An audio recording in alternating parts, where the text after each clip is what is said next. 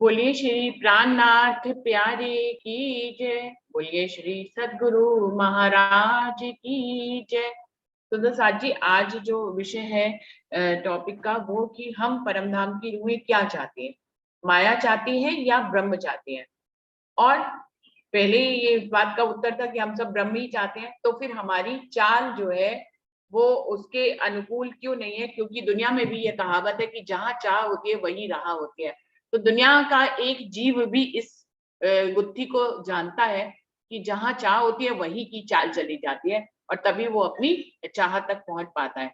तो हम लोगों में ऐसा क्यों दिखाई देता है कि जो हमारी चाहत है, हमारी रहनी उससे अतिरिक्त दिखाई देती है?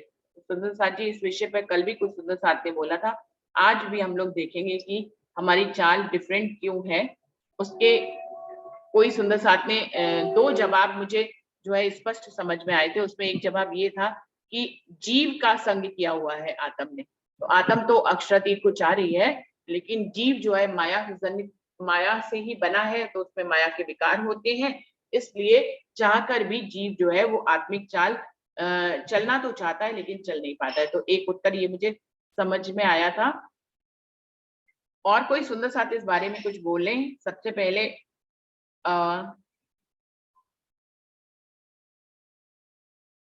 कौन आएगा बोलने? प्रतिभा दीदी, आप आएंगे? प्रणाम जी, प्रणाम जी। अभी मैं सुनती हूँ 2 मिनट। अभी सुनती हूँ। तो पहले बोलने कौन आएगा? अंजू ने तो कल बोल दिया था। अरे विजय लक्ष्मी दीदी कहाँ है आजकल? आज आए नहीं है विजय दीदी, नहीं तो उनको बुलाते हैं, वो तो चौपाई के माध्यम से बताती हैं। उनको पहले ही बुलाते हैं। जी जी इसी तो विजय दीदी आई नहीं है आज। तो संगीता दीदी कल बोल चुकी है, उनको भी पहले बुलाते हैं, वो भी बोलती हैं। सुंदर साथ जी, पहले आना सबसे बड़ी बात होती है, जिसमें संगीता दीदी और विजया दीदी दोनों शामिल हैं। मैं निडर होकर सबसे पहले उन्हीं दोनों को बुला लेती हूँ, और सुंदर साथ जो है उनको बाद में बुलाती हूँ। और हर कोई पहले बोलने के लिए तैयार भी नहीं होता है। तो ये एक बहादुरी है विजया दीदी की और संगीता दीदी की, हमेशा पहले बोलने के लिए आते हैं, कभी भी इनकार नहीं करते। ये बहुत ही सुंदर बात है। तो ये और सुंदर साथ कुछ अपने आप से बताएं, कौन कहने के लिए आएंगे इसमें? डॉली दीदी, आप ही आओगे क्या? जी, जैसे अगर आप कहें। हाँ जी, आप शुरू करिए, आप शुरू करिए। ठीक है, ठीक है। प्रश्न तो कल से चल रहा है, एक बार प्रश्न फिर से रिपीट करिए। परम धाम की रूहें क्या चाहती हैं, माया या ब्रह्म? वो किसको चाह रही हैं? और यदि वो ब्रह्म को ही चाह रही है, तो फिर उनकी चाल जो है विपरीत क्यों दिखाई देती है? क्या वो वैसी ही चाल चल रही है? मतलब कहने का मतलब, क्या वो वैसी ही चाल चल रही है अगर ब्रह्म को चाह रही है तो? हाँ जी, ठीक जी, प्रणाम जी। प्रश्न सबने सुन लिया है, तो उत्तर भी लगभग सभी जानते ही हैं कि देखिए, ब्रह्म सृष्टि की जो आई है वो मूल इब्तदा, अभी हमने 5 तरह की पैदाइश सुनी, तो उसका मूल ही ब्रह्म है। तो इसलिए वो चाहती तो ब्रह्म को है।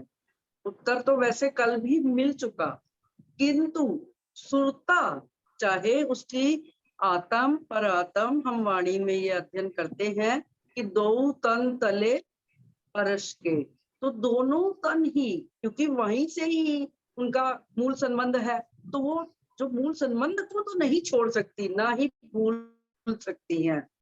संबंध मूल को मैं तो पाव फल छोड़ियो ना जाए, क्योंकि आज वाणी का इतना विस्तार हो गया है कि हर सुंदर साथ इस बात को भली भांति से जान गए हैं कि मैं कौन हूँ, कहाँ से आया हूँ, और मुझे करना क्या है, मेरी चाहत क्या है। किंतु उत्तर वही आता है कि जीव का संग होने के कारण जो आत्म है, उसकी आत्म की रहनी शुद्ध ही होनी चाहिए, क्योंकि ब्रह्म का स्वरूप है वो। लेकिन ये जो रहनी की बात आती है, क्योंकि जीव की उत्पत्ति मोह से हुई है, तो जो जीव में जो गुण है, मोह, अज्ञान, भ्रमणा, कलम, कर्म, काल और शून्य, यानी अर्थात उसकी उत्पत्ति जीव की मोह से हुई है, अंधकार से हुई है। तो उसके हृदय में भी अज्ञानता का अंधकार है। क्योंकि जीव का क्या स्वभाव होता है कि जो पांचों उसकी इंद्रियां हैं, नेत्र हैं, तो वो अच्छा देखना चाहते हैं, अच्छा दिखना चाहते हैं। नेत्रों को सुंदरता और सुंदर वस्तुएं बहुत भाती हैं। इसी के आकर्षण में वो माया में लिप्त हो जाता है। श्रवण जो है वो अपनी प्रशंसा ही सुनना चाहते हैं और अच्छा यहाँ का संगीत सुनना चाहते हैं। तो ऐसा मैंने एक जगह पर पढ़ा भी कि हमारे कुछ एक भाई सुंदर साथ जी हैं, प्रवीण बत्रा जी, उन्होंने बहुत अच्छा इसका डिस्क्रिप्शन दिया कि हाथी को स्पर्श का सुख होता है, इसी स्पर्श के सुख की चाहत में वो बंद में पड़ जाता है। तो हमारे पास तो पांचों इंद्रियां, एक एक इंद्री के कारण जो इस दुनिया के जो अन्य जीव हैं वो मनुष्य के अधीन हो जाते हैं। कि हाथी को बांधना होता है तो एक मिट्टी की जूठी मुठी हथनी बनाई जाती है, गड्ढे के उसके नीचे हल्का सा वो करके उस पे हथनी को रख दिया जाता है। तो वो हथनी को प्राप्त करने के चक्कर में, उसे छूने के चक्कर में उस गड्ढे में आ जाता है, तो उसे बंदी बना लिया जाता है, अर्थात फिर ट्रेंड किया जाता है, अपने हिसाब से चलाया जाता है। तो ऐसे ही अन्य भी प्राणियों की बात उन्होंने बताई थी, मैं सारा तो विस्तार नहीं करूंगी। तो कहने का अभिप्राय ये है कि हमारी पांचों गुण अंग इंद्रियां जो है माया के ही सुखों को चाहती है, लेकिन आत्म क्या है, वो धनी को चाहती है। तो इसलिए अब ये विषय क्या हो जाता है, आत्मचिंतन का, आत्म मंथन का। अभी मैं प्रकाश हिंदुस्तानी वाणी में गुण अंग इंद्री फिराने का प्रकरण ही पढ़ रही थी, तो उसमें बहुत अच्छे से इंद्रावती जी ने समझाया है कि वो तो अपनी बात करके अपने माध्यम से हमें संदेश दे रहे हैं सब सुंदर साथ को कि धिक धिक पढ़ो मेरी पांचों इंद्री, जिन पहचान्यो ना धाम धनी। तो आगे एक चौपाई और भी आई कि तारतम रस पिलाइए वाको, जहर जिमी का चढ़िया होए जाको। तो ये जहर उतारता है, तो हमें अधिक से अधिक समय जो है वाणी का अध्ययन, मंथन, चिंतन करने में अगर हम लगाएंगे तो स्वाभाविक रूप से ही हमारी जो है माया की चाहना धीरे धीरे समाप्त होती जाएगी। जो हमारी आत्म भी जीव के साथ जुड़ करके भी भले ही वो रहेगी, तो माया में कहते हैं ना, वाको आग बाग खाग ना डरावे, देखन को तन सुपने माही। तो वो जो असल ब्रह्म सृष्टि होगी, हम सब कुछ पहचानते हैं, ब्रह्म सृष्टि के लक्षण भी जानते हैं, किंतु रहनी नहीं कर पाते। इसका मूल कारण हमारी गुणंग इंद्रियां हैं, इनका मूल स्वभाव है।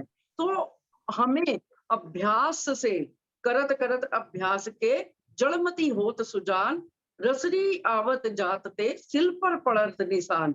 इस प्रकार अभ्यास करते करते जब हम केवल सत्य को ही देखना चाहे, सत्य को ही सुनना चाहे, सत्य का ही स्पर्श करना चाहे, सत्य को जानना चाहे और सत्यमय हो जाना चाहे, तो ही धीरे धीरे हमारी गुणंग इंद्रियां सत्य की तरफ प्रवृत्त हो जाएंगी और इस असत्य से, माया से दूर हो जाएंगी।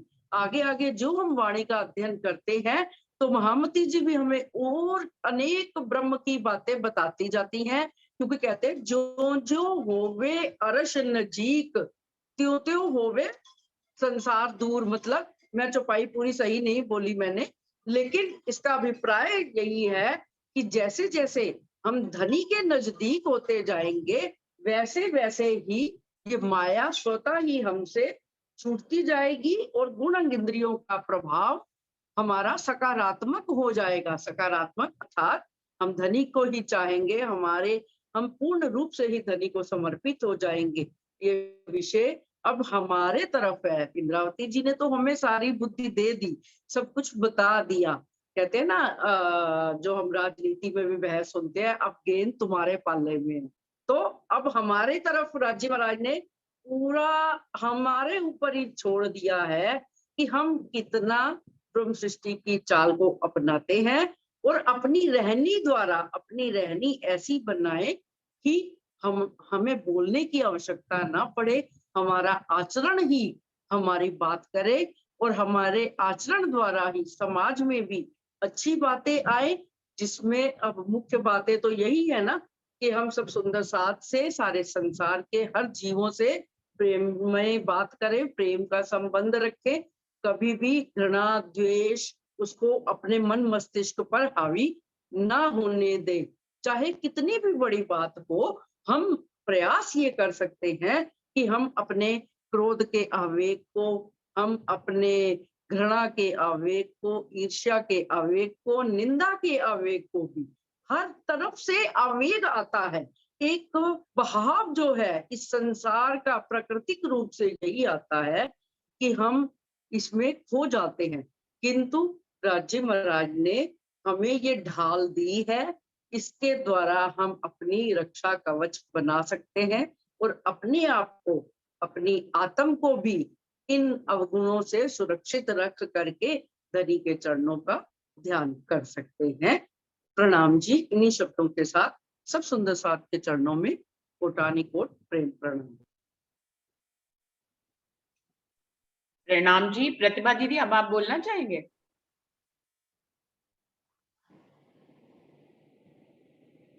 प्रणाम जी, प्रणाम जी। प्रैक्टिकल में तो हम जिंदगी में चाहते तो ब्रह्म को ही है, पर हम जीव हैं इसीलिए हम माया से जुड़े हुए हैं।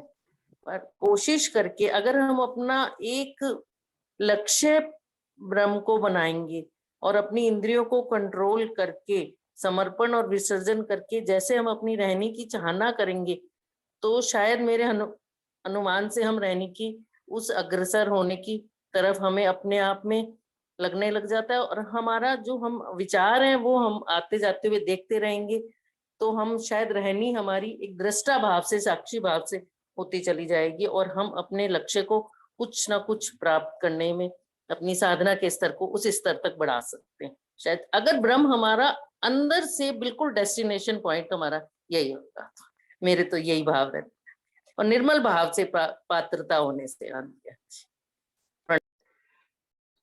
प्रणाम जी, प्रणाम जी। मंजू दीदी, आप कुछ बोलेंगी?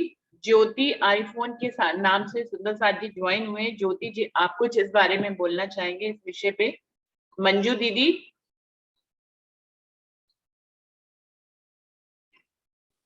प्रणाम जी दीदी, सभी सुंदर साथ जी को प्रणाम जी।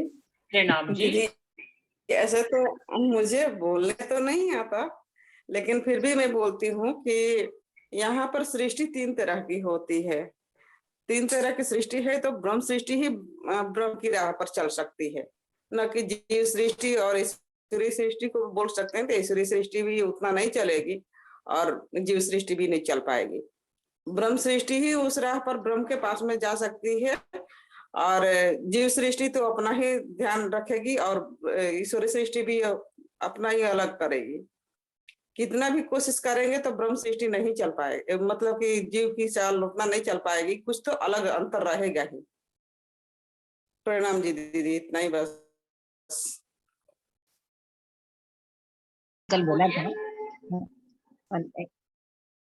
हाँ जी, आप कल बोलिए। बोल दिया था पर कुछ नहीं ही बोला था, नाम ही करी थी, कुछ समझ में नहीं आ रहा था, यही बोली थी ज्यादा। तो पर ये है कि रूह है तो उसका बेसिक ब्रह्म ही रहेगा, माया नहीं रहेगी। बेसिक वो रहेगा, वो माया के काम जरूर करेगी, यहाँ बैठी है माया में आगे हुए हैं, माया के काम भी करेगी, लेकिन उसका मूल, उसका ध्यान उसकी तरफ, राज्य की तरफ ही रहेगा। मेन ध्यान उसका उस तरफ ही रहेगा। जब बीज सुख याद करेंगे तो ये माया अपने आप होता ना, माया मारे झक मारेगी जब अपन ध्यान उधर ही रखेंगे, और रहेगा क्योंकि रूह है। जब अपन ने रूह शब्द बोल दिया तो निश्चित उसका ध्यान उधर ही ज्यादा रहेगा। जैसे जब आया प्रेम सुहागी तब मोजल लहरा भागी, जब उठे प्रेम के तरंग लेकर ही शाम के संग। जब वो तो निश्चित है ध्यान उधर रहेगा तो प्रेम भी आएगा, और जब रहना ही राज्य के साथ है तो ध्यान उधर रहेगा ही। बस इतना ही बोल पाऊंगी, या फिर एक चुपई और याद आ रही, वैसे पता नहीं इसके साथ मैच कर रही है नहीं, फिर भी बोल देती हूँ। प्रेम इश्क दर्द तुम्हारा मैं फेर मांगू फेर, प्यारे मिलूं प्यारे पीयूसो, प्यारी मोहम्मद कहे बेर बेर। मतलब यही चाहना है, यही मांग है। प्रणाम। प्रणाम जी। और कोई सुंदर साथ कुछ कहना चाहेंगे इस बारे में? बबीता जी, ज्योति जी और प्रीति जी कुछ कहना चाहेंगे? आप लोगों ने कुछ नहीं बोला अभी तक। प्रीति, ज्योति जी और बबीता जी। अमित जी, अमित जी आप कुछ कहना चाहेंगे?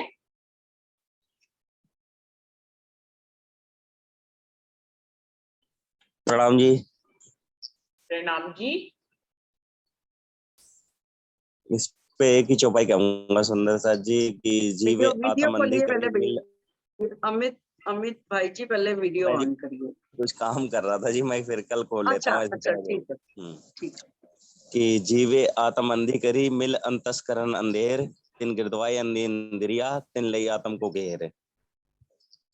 तो ये इस विषय पे है, मगर इसके साथ ये आपके जो बात है प्रसंग चल रहा है उससे मैच करता है कि हाँ भाई, कि हम जीव के वशीभूत होके माया में लगे हुए हैं। अगर हम परम धाम का दावा लेते हैं कि हम परम धाम की वशिष्ठी हैं, मगर हमारी मजबूरी है कि हमारे जो अभी बताया मैं कि हमारे जो इंद्रियां हैं, इंद्रियां भी माया की है।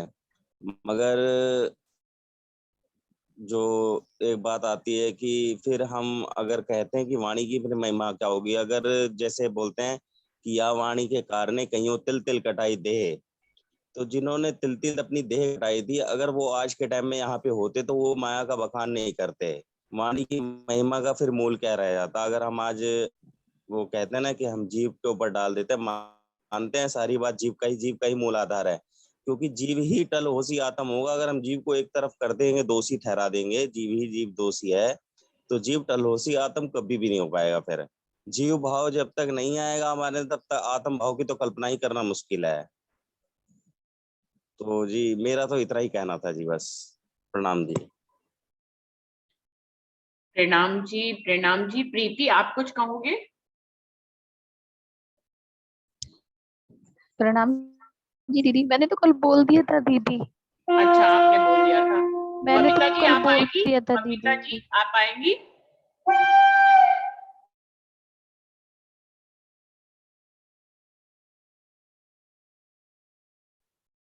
बबीता दीदी आप तक मेरी आवाज पहुंच रही है? आप आएंगे बोलने के लिए?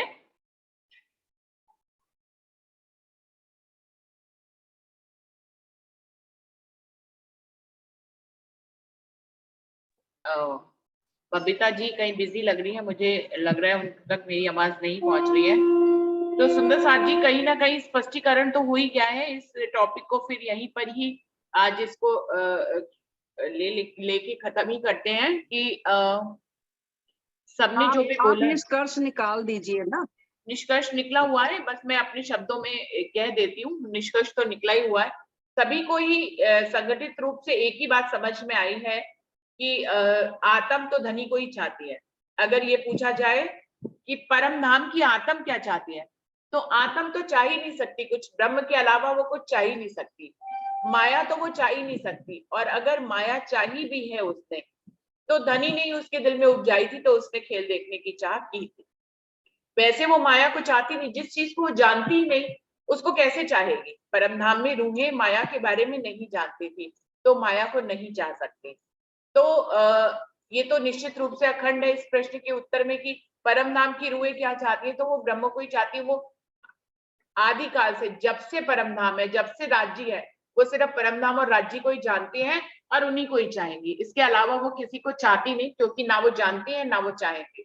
तो आत्म परम धाम की रूहें तो राज्य को ही चाहती है, वो माया को नहीं चाहती। लेकिन बात सारी ये आती है कि अगर वो ब्रह्म को ही चाहती है, तो उनकी चाल ब्रह्म जैसी क्यों नहीं है? उनकी चाल जो है वो माया जनित क्यों लगती है? तो उसके लिए भी अमित जी ने उत्तर दिया कि जीव का संग किया हुआ है। आत्म की नजर को स्वयं राजी महाराज ने अपने हुक्म से, अपना फरमोशी के माध्यम से, या अपने चमत्कार से, या अपने हिकमत से जीव के ऊपर डाला है। अब जीव के ऊपर डाला तो जीव तो आदि नारायण का जीव है, और वो बना गुण इंद्रियों से बना हुआ है। अब उसकी चाल, जीव की चाल ब्रह्म जैसी कब होगी? उसकी माया जैसी चाल है, ये तो हम सभी ने बताया ही कि क्योंकि वो गुणंग इंद्रियों से बना है तो उसकी चाल माया जैसी है। लेकिन बात आती है कि अगर जिसके ऊपर आत्म बैठी है, वो आत्म अगर ब्रह्म को चाह रही है, परात्म जिससे वो नजर निकली है वो भी ब्रह्म को चाह रही है, तो जिसके ऊपर आत्म की नजर पड़ी है उस जीव को भी ब्रह्म को चाहना चाहिए। वास्तविकता तो ये है कि बड़ी पावर के संग में आकर छोटी पावर को उसके साथ होना चाहिए था, यानी कि जीव को भी ब्रह्म को ही चाहना चाहिए, क्योंकि उसके ऊपर नजर किसकी आई है, आत्म की आई है, और आत्म के धाम हृदय में कौन बसा हुआ है, राज्य बसे हुए हैं, वो उन्हीं को चाह रही है, क्योंकि परात्म के धाम हृदय में राज्य है। तो ये एक लिंक डिवाइड है कि आत्म के हृदय में भी राज्य है, वो राज्य को चाह रही है। अब वो आत्म जिसके धाम हृदय में राज्य विराजमान है, वो राज्य को चाह रही है, वो रूह जो है जीव के ऊपर आकर बैठ गई। जीव की अपनी गुण इंद्रियां हैं, जीव माया जनित है, वो आदि नारायण से बना हुआ है। अब सारी बात आती है कि दोनों के जब एक साथ वो हो गए, इसीलिए ये प्रश्न उत्पन्न हुआ कि आत्म बैठी है तो आत्म तो ब्रह्म को चाह रही है, लेकिन बैठी जीव क्यों है, तो उसकी चाल माया जैसी लग रही है। यही तो कॉम्बिनेशन हुआ यहाँ पर, इसीलिए तो ये प्रश्न आया कि परमधाम की रूह क्या चाह रही है, ब्रह्मचारी है, लेकिन उसकी चाल माया जनित क्यों है, क्योंकि उसने जीव का संग किया हुआ है, तो दोनों मिल गए हैं। अब इसका सोल्यूशन हमें ढूंढना है, या हमें प्रश्न का कारण मिल गया कि ऐसा क्यों हो रहा है, क्योंकि आत्म की नजर जिस जीव के ऊपर बैठी है वो जीव आदि नारायण का बना हुआ है, माया का बना हुआ है, उसकी गुण इंद्रियां माया के हैं, इसलिए वो माया जनित चाल चल रहा है। तो ये तो हो गया कारण जो हमें इस प्रश्न का मिल गया, लेकिन इस कारण को खत्म करना भी सोल्यूशन होना चाहिए कि भैया फिर जब परमधाम की रूह आत्म जिस जीव पे बैठी है, वो जिसके दिल में धाम धनी बसे हो, वो धाम धनी को चाह रही है, तो फिर जीव की चाल कब बदलेगी। तो जो उन्होंने चौपाई बोली अमित जी ने कि जीव टल होसी आत्म, कल अंजू ने एक बात और कही थी कि हम चाहते तो बेसिकली हम अगर अपने दिल को टटोलते हैं बिना किसी मंथन के या बिना किसी चौपाई के आधार पे भी हम अपने दिल को टटोलते, तो हमें यही लगता है कि हम ब्रह्म को ही चाहते हैं, हम माया को नहीं चाहते। लेकिन फिर हम अपने दिल को अगर टटोलते हैं बिना किसी साक्षी के, तो हम ये पाते हैं कि हम चाहते तो राज्य को है, लेकिन सच में हमारी चाल जो है वो राज्य जैसी नहीं है। कोई भी वाणी की चौपाई इस बात का आधार हो या ना हो, लेकिन सच्चे दिल से कोई रूह अपने दिल में यदि टटोलती है तो उसको यही कारण मिलते हैं कि वो चाहती तो अनंता ब्रह्म को ही है, लेकिन फिर भी उसकी चाल क्यों नहीं ब्रह्म जैसी है, तो वही उसको कारण समझ में आता है। उसका जो अंजू ने बताया, क्योंकि हमने अभी तक ब्रह्म को सर्वोपरि नहीं माना, हमारे लिए ब्रह्म अभी सब कुछ नहीं है, अभी हमारे लिए माया ही सर्वोपरि बनी हुई है। मतलब माया के जो कार्य हैं उसमें जो जो जो चाल चलते समय बातें आती हैं, उससे हम पहले माया में ही उलझ जाते हैं, हम माया को पहले उसकी समस्याओं का निराकरण करने के लिए पहले चल पड़ते हैं, और ब्रह्म में तो कोई समस्या ही नहीं है। ब्रह्म में क्या समस्या, समस्याएं आएंगी तो माया में ही आएंगी, तो हम समस्याओं में उलझ जाते हैं और ब्रह्म को सर्वोपरि ना मानकर माया की चाल चल बैठते हैं। तो मुझे उसका भी उत्तर अच्छा लगा था।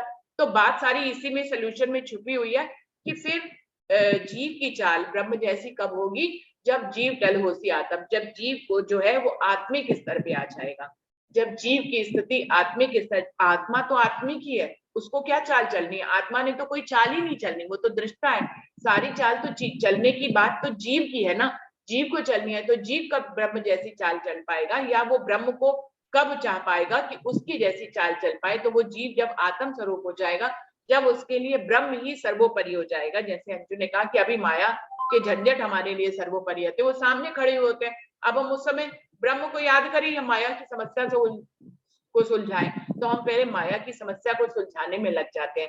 तो जब जीव जो है आत्म स्वरूप हो जाएगा और वो उसके लिए फिर ब्रह्म ही सर्वोपरि हो जाएगा, फिर माया उसको नहीं छू पाएगी, उसकी चाल अपने आप ही जो है ब्रह्म को चाहने वाली हो जाएगी और उसकी चाल भी वैसी हो जाएगी, फिर वो माया में रहते हुए भी ब्रह्म को पाने की ही चाल में अग्रसर हो जाएगा। जिसके बहुत से उदाहरण हैं हमारे समाज में, जितने भी परमहंस हुए हैं, परमहंस कोई ना भी हुआ हो फिर भी ऐसे श्रेष्ठ सुंदर साथ हैं जो हमें वैसी ही चाल चल के आज भी दिखा रहे हैं।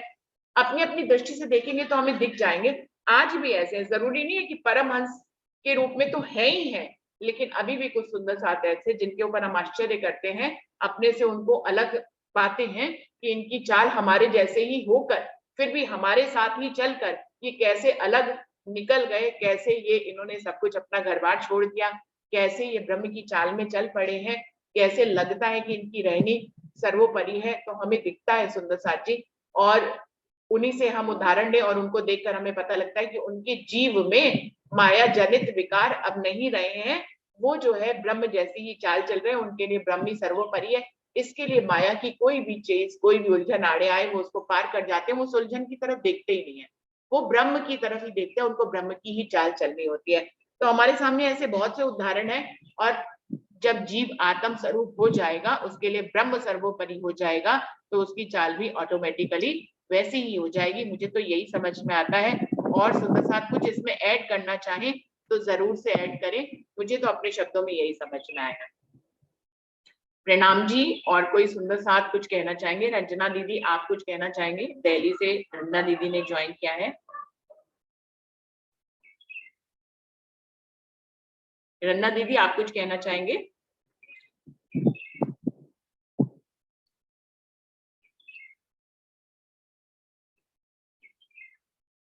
तो सुंदर साथ जी कुछ इसमें ऐड नहीं करना चाहते हैं? तो मुझे लगता है कि आज ये विषय सबको इसका उत्तर भी मालूम था, इसका कारज कारण भी मालूम था, और कहीं ना कहीं सुंदर साथ ने पहले ही स्पष्टीकरण दे दिया था। तो सिर्फ आज खाली बोलने वाली बात थी। और सुनीता दीदी ने ज्वाइन किया है, क्या आप कुछ जिसको जितना पकड़ते हैं वो हमारे पर उतना हावी होता है। अगर हम संसार को पकड़ेंगे तो संसार हमारे पे हावी होगा। ब्रह्म को अगर हम अपना पूरा संपूर्ण लक्ष्य बना लेंगे तो शायद वो हमारे रहनी में उतरता भी चला जाएगा। हमारी सोच के ऊपर हमारा डिपेंड है कि हमने चाहना किस हद तक करी है, प्यास हमारी कितनी है। शायद इस आपके सार से तो मुझे यही समझ आ रहा है। शायद नहीं, पक्का ही है वो तो, शायद। क्यों? नाम जी। प्रणाम जी। सुनीता दीदी ने अभी ज्वाइन किया है, आप कुछ कहना चाहेंगे दीदी? क्योंकि आपने अभी ज्वाइन किया है, पता नहीं आपको विषय पता है या नहीं पता है। आप कुछ कहना चाहेंगे सुनीता दीदी? बीनू, मैं फ्लाइट में हूँ, मैं नहीं अच्छा अच्छा, चलो ठीक है दीदी। तो सुंदर साथ जी मुझे लगता है कि बात तो पूरी हो गई है। तो अभी लेकिन 10 मिनट का अभी समय है सुंदर साथ जी। कोई सुंदर साथ और कुछ कहना चाहे, या कोई और अपना इसमें एडिशनल कुछ करना चाहे, कोई भजन गाना चाहे, या कोई बात सुनाना चाहे, या अपना कोई अनुभव सुनाना चाहे, तो जरूर से सुनाए। 10 मिनट का समय अभी है सुंदर साथ जी। हाँ हाँ, ठीक है ठीक है, अरे ठीक है ठीक है। कोई और सुंदर साथ कुछ कहना बोलो। चाहेंगे? प्रणाम जी, मैं बाहर हूँ। प्रणाम। दीदी प्रणाम जी, मैं 1 मिनट। आवाज आ रही है? हाँ जी हेलो, रचना जी आपकी आवाज आ रही है। प्रणाम जी दीदी। मैं एक बस भजन की लाइन चौपाई बोल रही हूँ। जी जब याद तुम्हें मैं आऊंगा, तब ही बैठोगे जाग। गए आए कहूँ नहीं, सब रुए बैठी अंगुला। जब याद तुम्हें मैं आऊंगा। राजी ने अपनी चौपाइयों में कहा ही है, जब रूह को राजी की याद आ जाएगी तो फिर क्या देर लगेगी। देखन को तन सागर माई, रहे वो अपने पिया के संग। माया का आड़ा पर्दा जरा सा राजी महाराज ने परम धाम में ही तो डाला है। खेल दिखा दिया अपनी रूह को चरणों तले बिठा के, और माया का पर्दा डाल दिया। अब रह तो माया में रहे हैं, पर नजर कहाँ पे है हमारी राज्य महाराज में, तो माया क्या भारी लगेगी। फिर माया में तो रहना ही है। अब जिस ब्रह्मांड में आए हैं वहां बेहद का समान आ गया, और हद का ब्रह्मांड है ये, तो रहना तो इसी ब्रह्मांड में ही है, पर हमारी सुरता तो अपने राज्य में ही लगी है ना। बस मेरे को तो इतना ही ध्यान है। प्रणाम जी, प्रणाम जी। प्रणाम जी। और मुझे भी अंतिम रूप में यही लगता है, जैसे कि अंजू ने कहा कि हम अपने दिल को टटोलते हैं, चाहे हम अपनी चाल से जो है खुद ही वो हो कि हमारी चाल वैसी नहीं है, हमारी रहनी वैसी नहीं है, लेकिन हम अगर दिल में चाहते हैं, चाहे हमें कितना भी दिखे कि हम माया को चाह रहे हैं, हम माया को चाह रहे हैं, लेकिन फिर भी अपने दिल को टटोलते हैं, तो दिल की गहराई में वो आत्म का अंश दिखाई देता है जो ब्रह्म को चाहता है। तो ब्रह्म को ही चाहते हैं हम सब, इसमें तो कोई दो राय ही नहीं है। माया को नहीं चाहते, लेकिन फिर भी माया की चाल चलते वही हैं। तो कह रही हूँ, जिस माया में आए हैं वो खेल तो देखना ही है ना दीदी, सब ने अपने अपने देखा। हाँ जी, और कोई सुंदर साथ को सुनाना चाहेंगे? हाँ जी, प्रणाम जी अमित जी, बताइए। सुरेश बोल रहा हूँ मैं। हाँ जी, सुरेश सुरेश जी। भाई बोल रहे हैं। सुरेश भाई आप बताइए। जी, मैं मेरा अपना पिछले साल का एक अनुभव आपसे सबसे शेयर करना चाहता हूँ। हाँ जी, बताइए। हेलो। आपकी आवाज आ रही है आज सुरेश भाई, पिछले आप साल बोले। मेरे को, हाँ जी, हाँ जी, मैं पिछले साल मैं ऐसे सेल्स में जॉब कर रहा हूँ। तो पिछले साल क्या हुआ कि मेरे को कोरोना भी हो गया था। तो वैसे भी लॉकडाउन भी लगा हुआ था सभी जगह पे। तो मैंने सोचा 3-4 महीने घर पे बैठा था। तो मैंने सोचा अभी वाणी का पठन करते हैं। तो मैंने वाणी पढ़ना शुरू किया। दो ढाई महीने से मैं सलंग उसको वाणी को पठन किया। तो लास्ट में क्या हुआ कि जैसे वाणी तो हमारी आत्मा पढ़ती है, जैसे जीव भी उसके साथ साथ पूरी तरह से घर पे ही रहा और उन्हीं का संग कर लिया जीव ने। तो लास्ट में क्या हुआ कि मैंने जब समाप्ति की तरफ बढ़ा तो मेरे लास्ट चौपाई मैं पढ़ ही नहीं पाया, क्योंकि ऐसा आघात लगा मन में कि ये क्या हो रहा है। और मेरे आंखों से आंसू ऐसे निकल रहे हैं कि जैसे रुक ही नहीं रहे। तो मुझे समाप्ति भी मेरे रोना आंसू निकलते निकलते उसका चौपाई का मुझे पूर्णाहुति करना पड़ा। तो इसका मतलब मैं आपसे ये बोलना चाहता हूँ कि जब तक हम रहनी में नहीं आएंगे, पूरी तरह से माया नहीं छोड़ेंगे हमारा जीव, तब तक वो पूरी तरह रहनी में नहीं आएगा। जैसे हम माया को, जैसे हम सुबह में निकलते हैं नौकरी पे, तो हमें उसी का जैसा ही व्यवहार करना पड़ता है।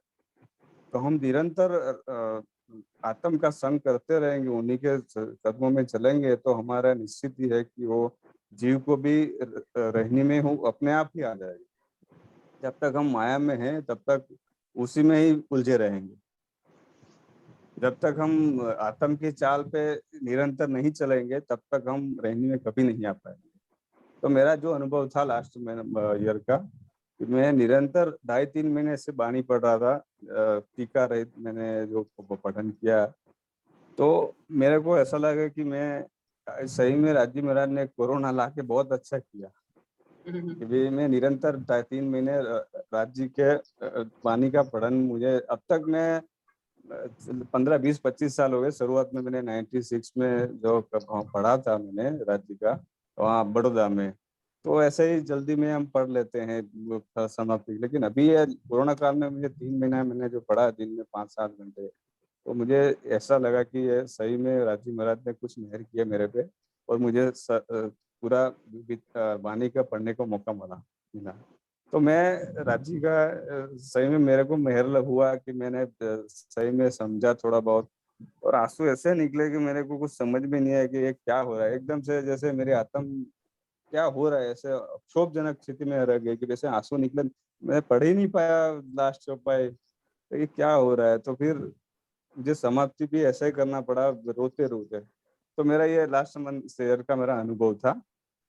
मैं ऐसा इतना बताना चाहता हूँ। प्रणाम जी। प्रणाम जी। तो सुरेश भाई, आपको आत्म का अनुभव हुआ उस समय। वैसे तो जीव के अनुभव में आप जी रहे थे, लेकिन उस दिन आपको राज्य ने आत्म का अनुभव कराया है। अरुणा दीदी, आपने माइक खोला था, आप कुछ कहना चाह रहे थे, आप बताएं। हाँ जी, प्रणाम जी। प्रणाम जी। मैं तो एक मिनट एक अमित जी को कुछ कहना चाह रही हूँ, है इजाजत आपकी?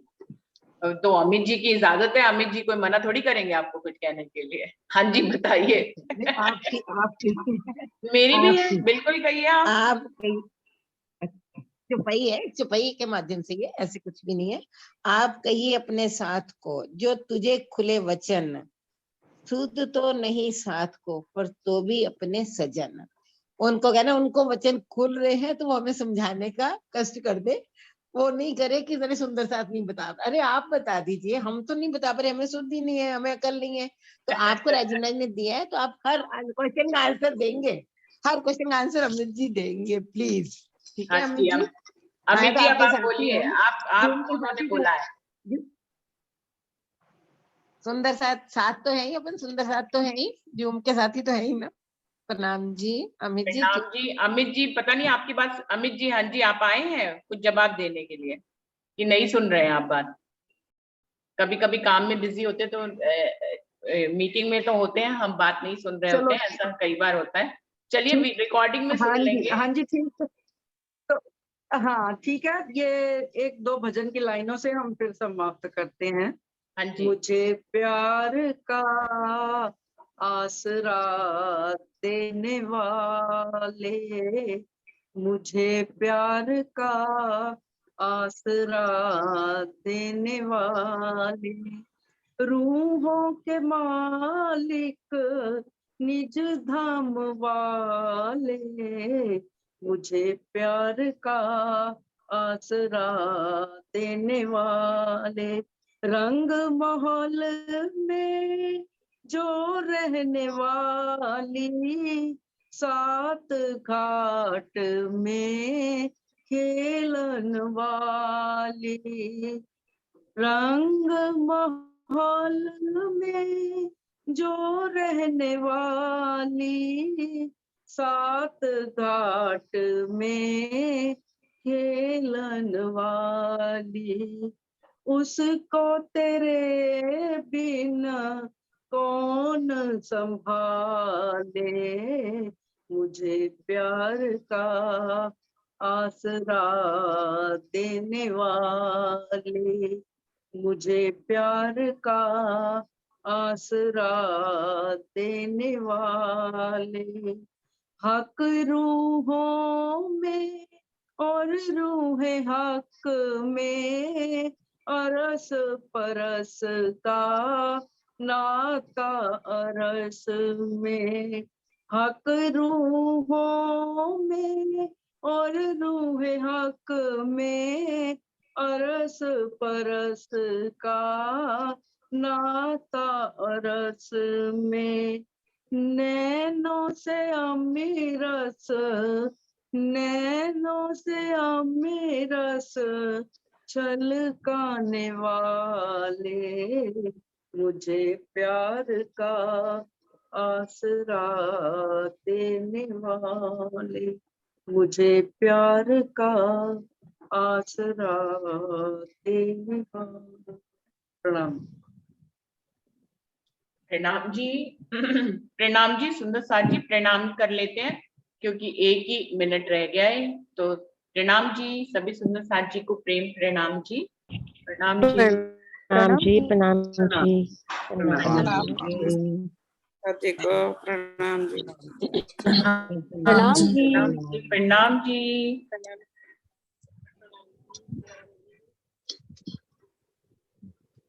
प्रणाम जी प्रणाम जी सुंदर साथ जी प्रणाम जी।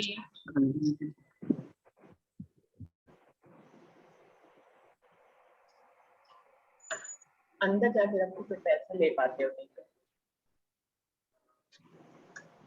प्रणाम जी सभी सुंदर साथ जी को प्रणाम जी। प्रणाम जी।